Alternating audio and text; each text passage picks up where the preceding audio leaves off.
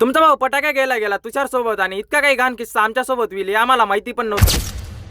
तर नमस्कार पब्लिक, जय श्रीराम. मी आहे तेजस सोनवणे. सकाळी आपल्या बाबांच्या इकडे गेलो फराळासाठी सर्व पब्लिक घेऊन, कारण की आज आहे ना दिवाळी होती. दिवाळी निमित्त आहे ना मस्त फराळाला बाबांच्या इकडे गेलो. म्हटलं चला आपण आपल्या इकडे पण पब्लिक घेऊन जावं लागते. पब्लिकचा एकच विषय म्हणे कांदे काय विकले नाही. म्हटलं आपले कांदे काय स्वस्त जात आहे, मग इकून काय फायदा आहे. मग पोरांना म्हटलं चला पटकन आहे ना आता भीतर दिवाण आपल्याकडे फराळाला बसा. मग पोरांना फराळाला बसून दिलं. त्यानंतर आम्ही निघालो तुषार भाऊच्या इकडे गेलो. मस्त फराळाला सरी पब्लिक एकदम भारी बसलेली. म्हटलं काही विषय नाही.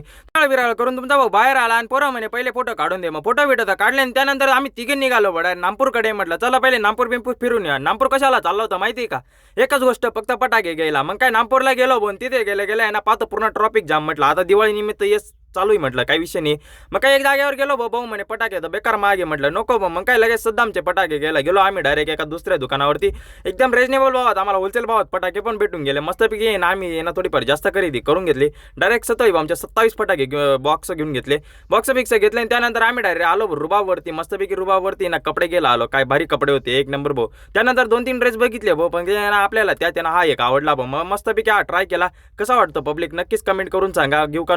घेऊ का नकोचा नाही विषय झाला, पण तुमच्या भावाने शेवटी घेऊनच टाकले. मग काय कपडे बिपडे घेऊन आम्ही निघालो तर घराकडे. पावसात अशा अचानक सापडला ना विचारू नका भाऊ. त्यानंतर पावसातच कसं तरी घरी आलो. त्यानंतर तुमचा भाऊ मस्त फ्रेश झाला. चला आता नेक्स्ट ब्लॉग बघायचा आहे तर फॉलो करा.